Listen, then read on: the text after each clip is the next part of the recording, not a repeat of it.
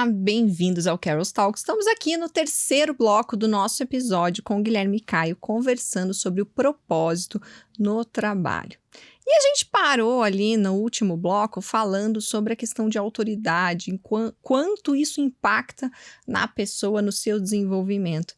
E eu fiquei de contar para vocês uma história. Mas antes, eu quero, claro, que você curta, que você siga o nosso canal, que você compartilhe, entre lá no Instagram, no Carol's Talks, também no canal do Guilherme, tudo aqui na descrição desse vídeo, nas legendas. Por quê? Para você ajudar a gente a trazer mais conteúdo como estes e de muita qualidade sempre. Guilherme, vou te contar uma coisa. Conte, quero saber, Carol, fiquei curioso. curioso. Para você e para todo mundo, né? Sabe que toda vez que eu estou entre amigos, a pergunta que mais vem é assim, Carol, como que você tem coragem de fazer o podcast? Como você tem coragem de botar a sua cara na internet e falar e receber pessoas? Você não tem medo dos julgamentos? Você não tem medo dos haters? E aí eu falo assim que é verdade. Eu falo assim, nossa, eu nem pensei nisso. Eu só fui porque eu achei que eu tinha que ir. Mas antes de eu conseguir falar... Eu era criança que cantava no coral da igreja e que falava muito. Então, eu sempre tive uma boa oratória enquanto criança. Eu era escolhida para fazer os pronunciamentos, eu era escolhida para fazer a parte de apresentação do coral de forma geral.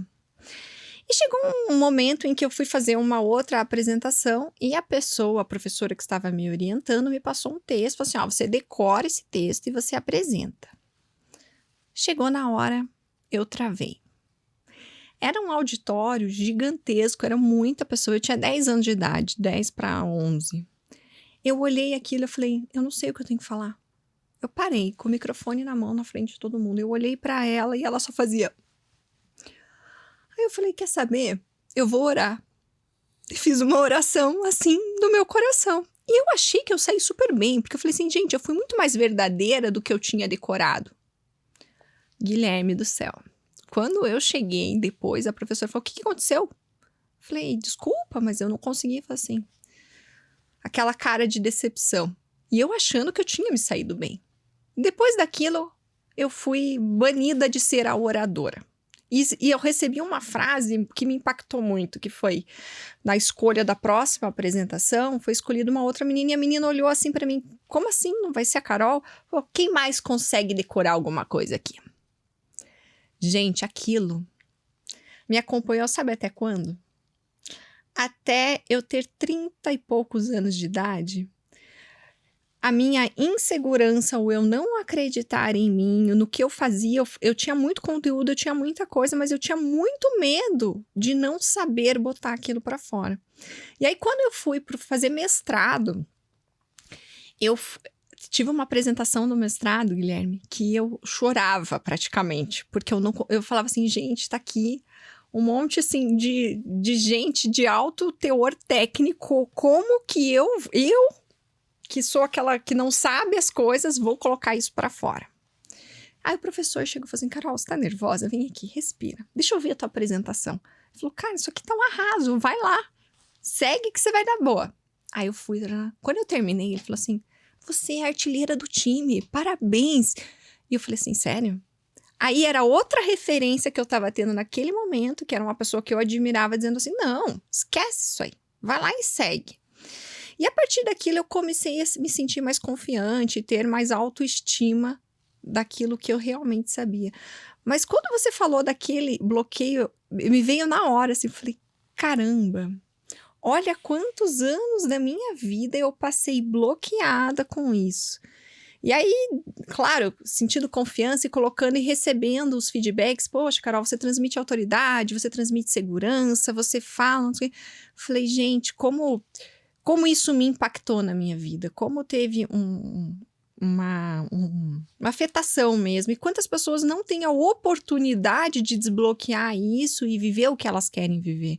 Então, assim, claro, eu sou muito apegada à espiritualidade, à religião, a conhecer, mas tem fatos que a gente não consegue se identificar sem esse olhar de fora, né? Conta um pouquinho mais, viu? Carol. Olha, momento super desabafa aqui, hein? Obrigado por compartilhar, viu? Mas quantas pessoas estão passando por isso hoje? Exatamente. Tem medo de se expor, tem medo, tem todo o talento, tem vocação para tantas coisas. Racionalmente você sabia que ia ser bom para você. Mas por que você não conseguia fazer? Porque é o sistema límbico, é o emocional. Sim. É ali que está travando, é ali que tem uma trava. Pega uma lâmpada aqui, né? Essa lâmpada que está aqui atrás de mim. Imagina que a lâmpada no seu campo físico é o seu corpo. É a sua parte física, seu corpo, seu cérebro, sua mente. Imagine que a luz que está brilhando ali dentro, a lâmpada, ela é a sua alma. E a energia que está acendendo essa luz, ela é espiritual. Deus é a energia que está passando aqui, está acendendo essa luz. Imagina se essa lâmpada está quebrada. O que acontece com essa lâmpada? Você vê que muitas pessoas tentam se aproximar de Deus e não conseguem. Na verdade, elas têm raiva de Deus muitas vezes. Tem raiva quando a gente fala de Deus porque tem alguma fratura emocional. E pode ser nesse bloqueio de autoridade. Pode ser alguém que exercia uma autoridade sobre a sua vida e acabou com a sua autoestima. E aí o teu cérebro vai entender o quê? Que alguém superior a você, alguém maior que você, vai te trazer dor, vai te trazer prejuízo. Quantas pessoas falam, né, que Deus é isso, Deus é aquilo, que não acredita, mas no fim não é porque não acreditam, é porque tem raiva de Deus. Justamente porque o seu sistema límbico não está permitindo. Essa lâmpada está quebrada. Então, Deus ele não nos controla. Ele nos deu um presente. Dá um parênteses aqui, no Jardim do Éden tinham várias árvores, mas tinha uma única que ele não podia tocar. Uma única, que era a árvore do conhecimento do bem e do mal. Do lado dela tinha a árvore da vida, e ao redor tinha todas as árvores que eles poderiam comer qualquer fruto. Por que Deus fez isso? Pô, mas que Deus sacana, cara. Deixou lá só para eles pecarem? Não, para dar um presente, é o livre-arbítrio, é uma escolha, você escolhe. Né? Você faz a escolha. Mas eu nem sei por que eu estava falando isso. Eu comecei a dar a volta aqui. Fecha esse parêntese, né? Deus, ele nos deu esse direito de escolha. Então, eu não posso, Deus não vai me controlar ao ponto de arrumar essa lâmpada. Ah, então deixa eu te consertar. Se você não quer, você vai continuar daquele jeito. Se a tua alma está fraturada, é muito difícil você se conectar com Deus. E aí, você vive sem uma identidade. É por isso que a pessoa tem ações que não gostaria de ter, fala coisas que não gostaria de falar, tem pensamentos que, meu Deus, como eu, Carol, estou tendo esse pensamento nessa hora, que vergonha. Já aconteceu com você? Comigo já várias vezes. Como eu, Gui, estou com esse pensamento, porque está conectado, tem uma trilha neural. Tem uma trilha neural no seu sistema límbico que está trazendo esses pensamentos. Então é muito interessante o que você falou, porque racionalmente você pensava, eu preciso fazer. Mas emocionalmente você tinha medo não das câmeras. Não era medo de falar. Não era o medo das câmeras. Mas o teu sistema emocional estava te protegendo. Ei, você lembra o que aconteceu no passado? Não vai por aí de novo. Você estava com medo de errar. Faz sentido? Sim, faz sentido. E tem muita gente que está passando por isso, né? Tem esse bloqueio na sua identidade por conta dos bloqueios de rejeição, bloqueios de autoridade. E por que a gente veio nessa conversa falar de identidade?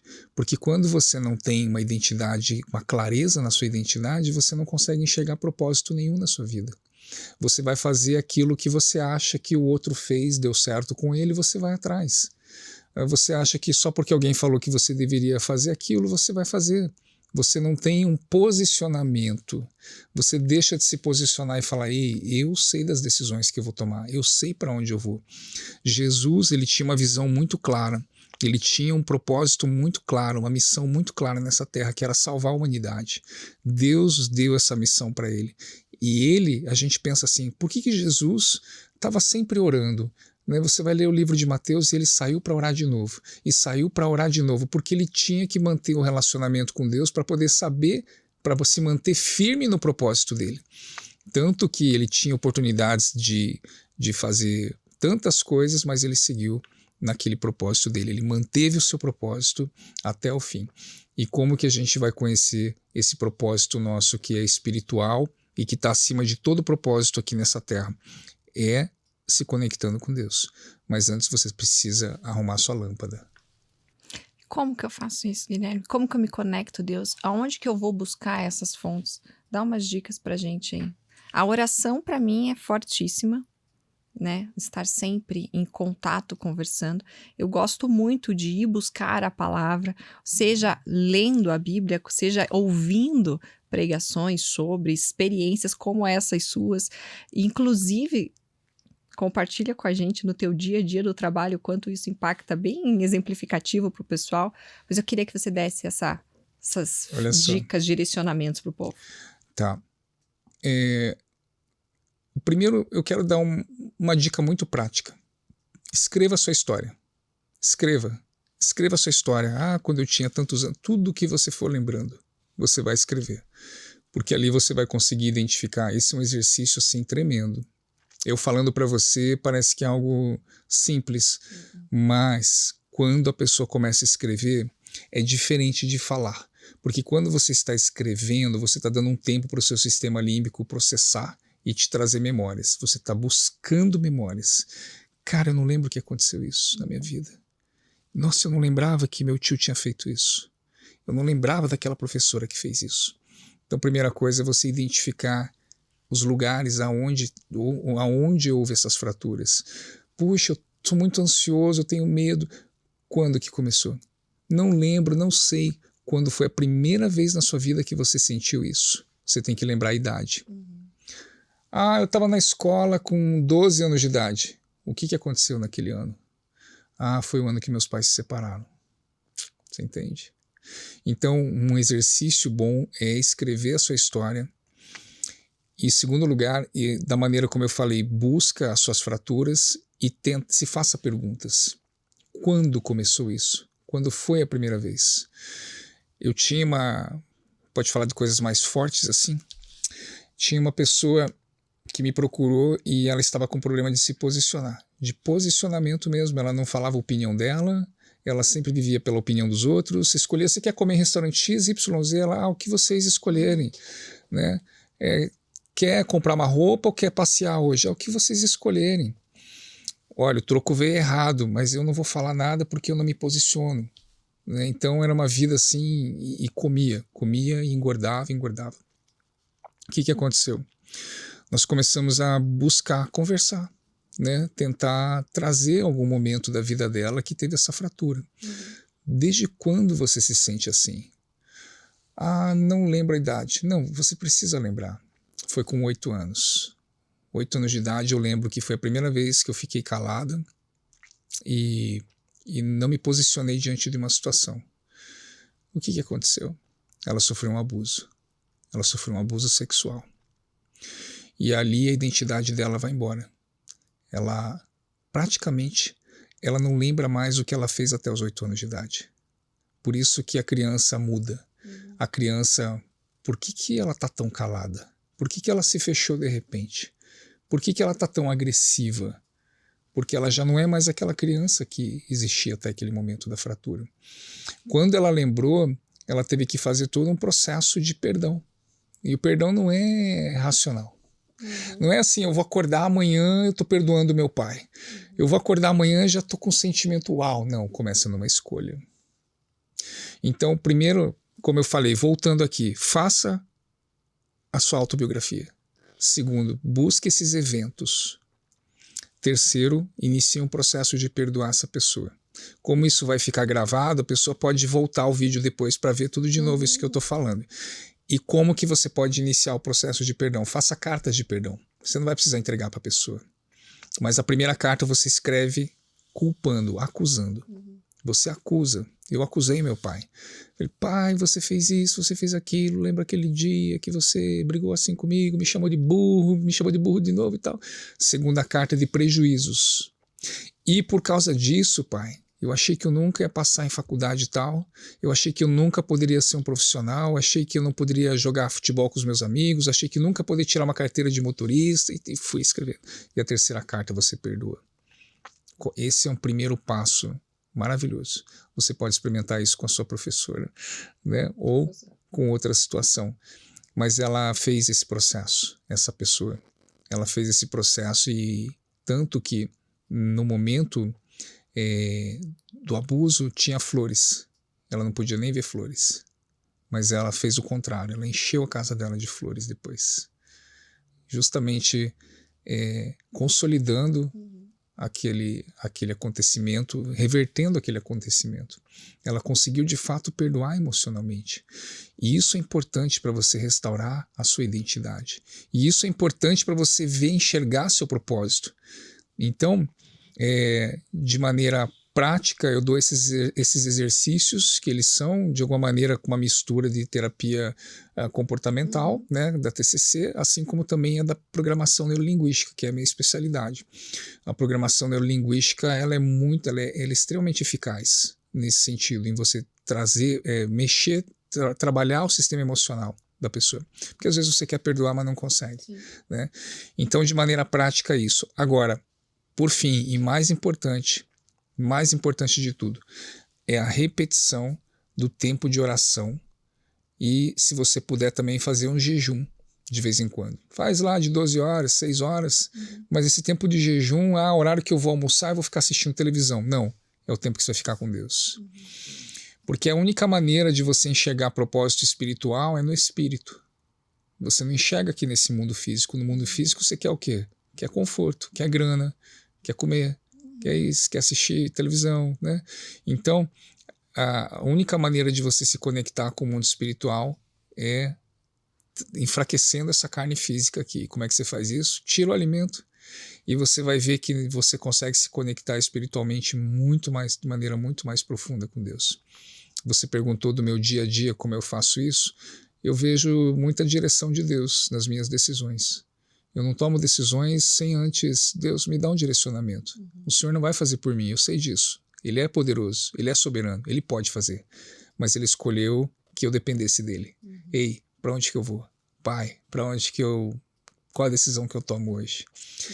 E outra coisa é sendo íntegro em todos os sentidos e sendo excelente. Mas, Gui, o que é excelência? Quem que é minha referência de excelência? Né? Excelência é você fazer o melhor com aquilo que você tem naquele momento. E depois você vai progredir, cada vez você vai aprendendo mais, vai fazendo cada vez melhor. Excelente é você fazer o máximo, o melhor que você tem naquele momento para você. Então eu procuro viver a minha vida e fazer profissionalmente tudo com excelência, como se fosse para Deus. Né? A gente até tinha um versículo, uma passagem bíblica, né? Faça tudo como se fosse fazer para Deus. Então, é a maneira como eu tenho vivido no meu dia a dia, profissionalmente falando. E traz o valor que você procurava, né? Exato. Aquilo que você almejava, que você sonhava, você se realiza todo dia. Exatamente. Né? Você tem as respostas diárias, né? Você não fica dependendo do pagamento, você não fica dependendo de alguém dizer que você tá bom ou não. Você está realizado ali todo dia, né? É isso mesmo. Sabe, Guilherme, eu tenho, quando eu entro nessa gestão jurídica de empresas, a maioria das empresas são empresas familiares, né? É o perfil das nossas empresas brasileiras serem empresas familiares. Então, a pessoa começa ali com o negócio, vem a esposa, um irmão e vai tratando. E eu vejo essas feridas das pessoas acabando com as sociedades, acabando com os negócios por falta desse cuidado, por elas estarem quebradas, e isso vai refletindo em tudo. Reflete no ambiente corporativo, reflete nos colaboradores, na qualidade do ambiente de trabalho. Então, às vezes as pessoas falam assim, esses dias uma colega falou assim, Carol, mas você fala meio que de tudo lá no teu podcast, não é gestão jurídica? Quando eu chego para atender uma empresa que está com uma dificuldade, Guilherme, a primeira coisa que vem é a questão pessoal e emocional dela, Só que, é claro, ela não fala isso. A gente vai percebendo conforme as coisas que ela vai falando dos problemas que acontecem. Então, eu escolhi trazer isso também para que as pessoas entendam que é sempre sobre pessoas que a gente está falando, é sobre sempre como a gente está bem e como a gente reflete isso no nosso ambiente de trabalho. Seja eu enquanto colaborador no ambiente que eu estou trabalhando, seja eu como empreendedor, como gestor, como gerindo pessoas. Então, eu vejo muito a importância de a gente colocar isso aqui, nesse ambiente de tratar sobre gestão jurídica de negócios. E eu quero te agradecer. Você queria colocar mais alguma coisa para a gente finalizar? Olha, eu acredito que uma maneira de você viver interessante é entender que você é um embaixador do reino de Deus nessa terra. Como eu te falei, espécie gera espécie. Então nós somos geração de Deus, nós somos criaturas de Deus. E assim como numa embaixada, eu fiz relações internacionais. Numa embaixada, aquele local, ele pertence ao reino o reino de outro país. A embaixada americana aqui em São Paulo pertence aos Estados Unidos. Aquele local é americano e o embaixador, ele é um cara que no raio de circunferência dele, ele é Estados Unidos. Então, aonde ele toca, ele tem uma influência dos Estados Unidos naquele lugar. Então, eu me vejo assim, eu sou um cidadão, um embaixador do reino de Deus, que por onde eu passar tem que haver impacto, aonde eu pisar tem que haver multiplicação, aonde eu passar tem que haver governo das minhas ações, governo da minha mente, aonde eu passar tem que ser fruto, né? Gênesis 1, 26 a 28, frutificar, multiplicar e governar. Era isso que nós tínhamos lá no Éden. Então, o desafio para você que está nos assistindo não é uma religião, não é você buscar uma religião, mas é buscar um relacionamento com Jesus. Porque Ele é o caminho, Ele é a verdade e a vida. Ninguém chega ao Pai, ninguém chega à fonte da criação a não ser através dEle. Perfeito, Guilherme, muito, muito obrigada. É uma graça divina realmente ter você aqui. Muito obrigada por dedicar o seu tempo, né? Por largar suas atividades para vir aqui conversar com a gente. E vocês, muito obrigada por estarem aqui, por nos acompanharem. É uma honra. Muito obrigado. Gente, até o próximo Keros Talks. Muito obrigada. Não deixem de curtir, de seguir as nossas redes e do Guilherme também, que está aqui na descrição do vídeo. Até o próximo.